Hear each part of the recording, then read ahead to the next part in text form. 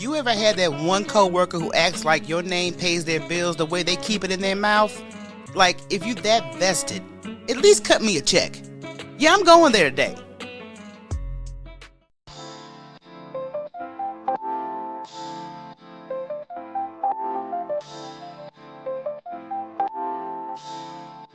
Talk to me, Michele. On the street lights on the corner. City vibes got a story. Feel the beat, don't ignore me. Welcome back to the Talk to Me, Michele podcast, the podcast where we unpack life, clap back at foolishness, and still manage to keep our jobs and our edges. I'm your host, Michele, and today we're talking about one of the messiest viruses out there. I'm not talking COVID. I'm talking workplace gossip. The grown folks' version of high school hallways and bathroom whispers. Because let's be real, sometimes it's not your performance that's the problem. It's your peace that triggers people. So whether you're dodging petty drama or just trying to clock in, collect your check and mind your business, this one's for you. We're going to talk about how to keep your boundaries tight, your reputation clean, and your mouth shut. Unless you're saying something that comes with a paycheck or a prayer. And y'all already know before we dive in, I gotta read this week's listener letter. And it's giving a ghost story, but not the fun kind.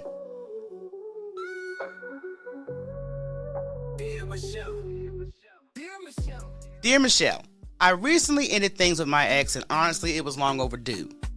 He was manipulative, narcissistic, and always knew how to twist everything to make me feel like the villain, even when I was the one doing all the work in the relationship. Since the breakup, I've been focusing on myself, healing, minding my business, didn't respond to his last text messages, didn't clap back when he tried to bait me. But here's the thing, he's still watching all my Instagram stories, still sending toxic texts, hope you're okay texts like he cares. I haven't replied to a single one, but it's like he's trying to haunt me through my notifications. Why won't he go away? Why is he still lingering around like a bad smell? I'm not responding, I want peace, but how do I keep him out of my energy for good?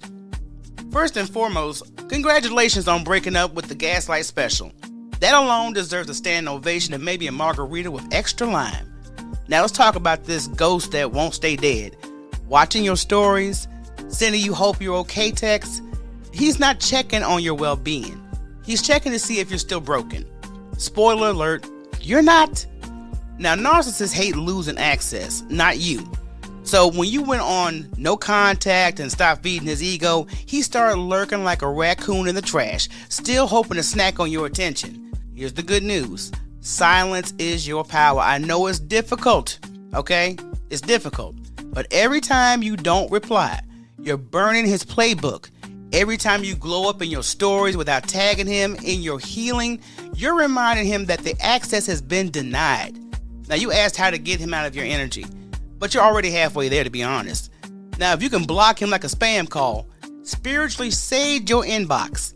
Closure isn't something he gives. It's something you claim. You're not a rehab center for broken men. Let him haunt somebody else's peace. And if he keeps lurking, just post a story of you living your best life with the caption, "No ghost allowed unless you are paying rent." That's how you win. Quietly, gracefully, and do not disturb mode. So let me paint this picture.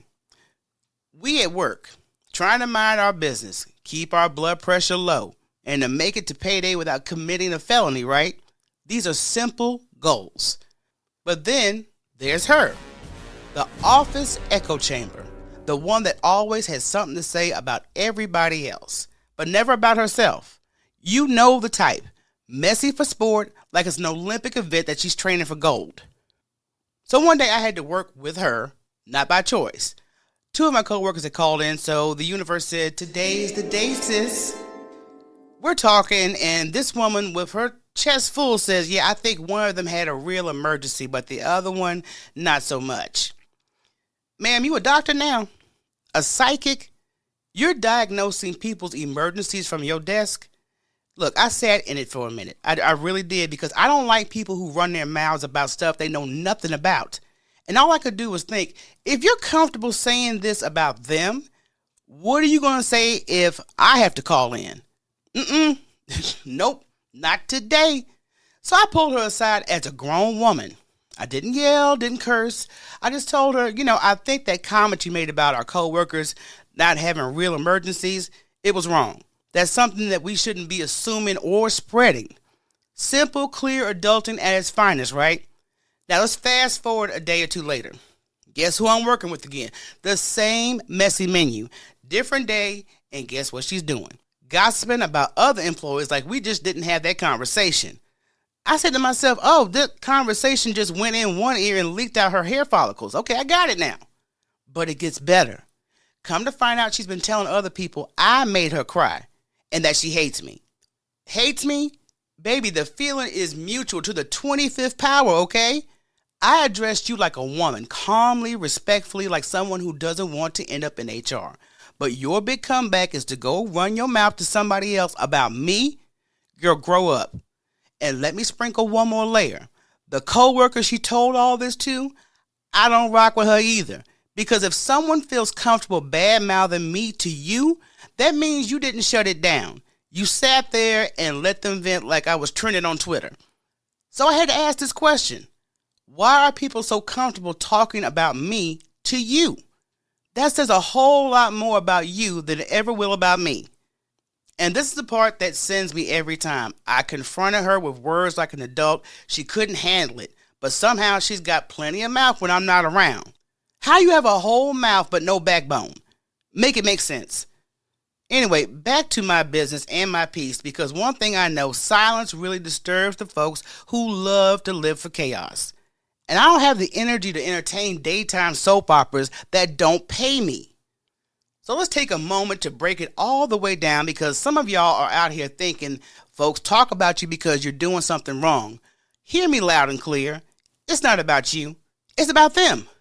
Let's go down the messy little checklist, shall we? Insecurity and jealousy. First of all, gossip is a mirror. When people are insecure, they start pointing fingers just to avoid looking in the mirror at themselves. Sis, you walk in with all this confidence, a fresh twist, a peace in your spirit, and now suddenly you're a problem. No, baby, you are just a reminder of what they ain't got. Boredom and lack of purpose. Look, when folks ain't got nothing else going on, drama becomes their full-time job. You're over there finishing your spreadsheets, drinking your water, and they're at the water cooler building full seasons of the Real Housewives of Cubicle 6. Bored people stir the pot just to feel like they got something cooking.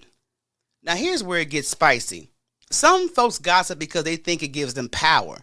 They can't lead with skill, so they lead with chaos. It's manipulative 101. Let me pit people against each other so I can try to stay in control of the mess I created. That's not power, baby. That's petty with a title. Needing validation or attention. You ever notice how some people can't go a full hour without being in someone else's mouth or somebody else's business? They don't feel seen unless they're seen stirring something. That's not personality, that's emotional hunger. And finally, some folks just live for drama. Let's just call it. Some people are not happy unless something's burning. They thrive in dysfunction because chaos feels so normal to them. Healing will require accountability, and that's just too much like right.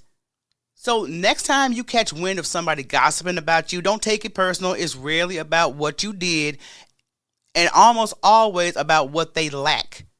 That's why I say let them talk. While they're running their mouths, keep running your business, your goals, your peace. Because the loudest one in the room usually is the one doing the least. Now this is where we're going to separate the grown women from the drama addicts.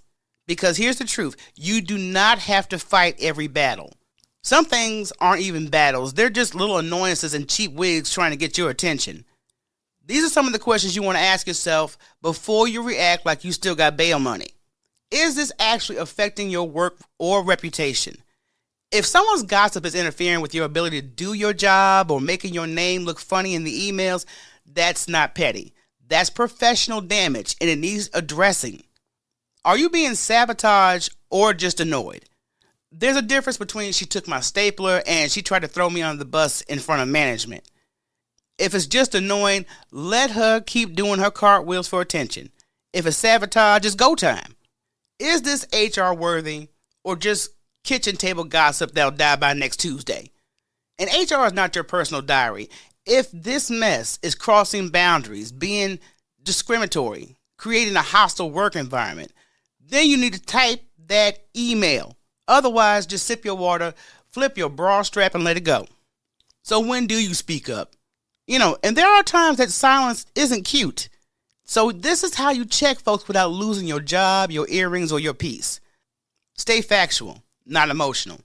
Don't give them a performance. Give them a report. On Tuesday, you said this. This was inappropriate and needs to stop, period. Use I statements. I felt disrespected when you said whatever. We ain't out here playing therapist. You got to let folks know you noticed. And you got the receipts. And my ride or die advice is always document everything. Yeah, keep a little petty log if you need to. The dates, the times, what was said, who was there. Because when it hits the fan, you're going to need more than vibes. And when is it better just to ignore the foolery? Sometimes the best revenge is absolutely nothing. Don't clap back, don't subtweet, don't send that paragraph you wrote in the notes at 2 a.m. Let them choke. Okay, let them choke on their own mess. Because honestly, your silence will eat them alive. They want a reaction and they want you off balance. You staying unbothered, that's what really gets under their skin. Every comment doesn't deserve a comeback. Every jab doesn't require a jab back. Pick your battles, but never pick a petty one that costs you your peace. And if they keep poking the bear, remind them, I'm not the one. I'm a grown woman who knows when to disengage and when to document. Listen, just because you can drag somebody doesn't mean you should. We're not trying to match energy. We're trying to preserve ours. Because if we lost our cool every time somebody said something slick, we would never have our edges, a paycheck, or our peace. So let's talk about how to keep it classy, cute, and unbothered while still handling business like the boss that you are. Keep your professionalism intact. That means don't let messy folks bring you down to their clearance rack behavior. You can clock them internally, but outwardly, smile, say noted, then send that email with punctuation and posture.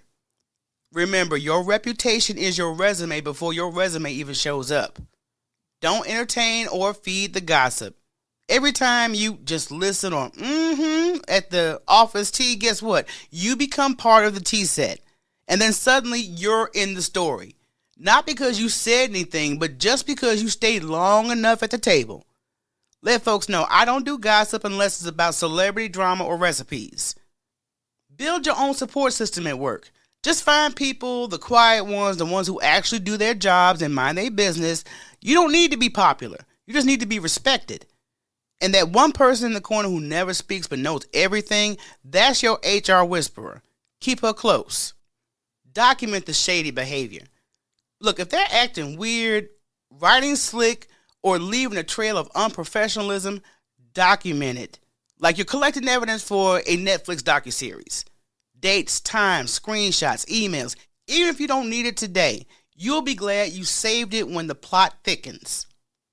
Confront in private, but stay calm and grown. If you gotta say something, just pull them to the side, not in front of an audience, not with a neck roll. Take the Beyonce approach. Graceful, measured, deadly calm. Hey, I just want to clarify something you said the other day because it came across sideways. And I want to make sure we're good. Watch their face morph. Watch the squirming begin. And that's growth. HR is always an open option, even if it's just to start a paper trail. You don't even have to be scared of HR because they are not there just to fire folks. Sometimes they just need to know that there is a fire brewing. You don't have to make a whole case. Hey, I just wanted to share concern in case this becomes a pattern. Now that's how grown women play chess. And bossing up doesn't mean clapping back. It means knowing the difference between a fight and a setup. You can protect your energy and your reputation without lowering your standards. So no, you don't need to be the loudest one in the room. Just be the one who doesn't flinch, who doesn't engage, and always has receipts. Because when the dust settles, a little grown woman wins, quietly with the benefits.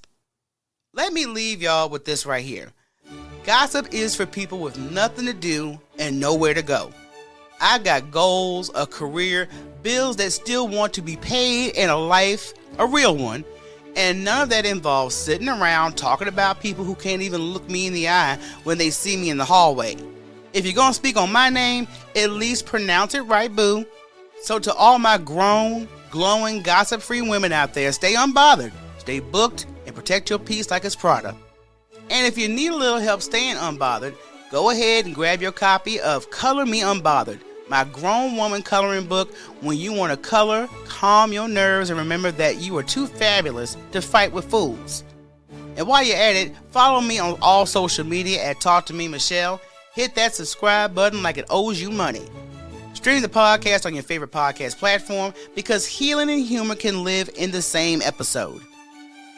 And if you like what I do and want to support the movement, buy me a coffee, maybe even 3, at buymeacoffee.com/Talk to Me Michele, because podcasting is not free and neither is my Wi-Fi. So until next time, keep your boundaries tight, your circle right, and your gossip light, or non-existent. So until next episode, everybody, I am out.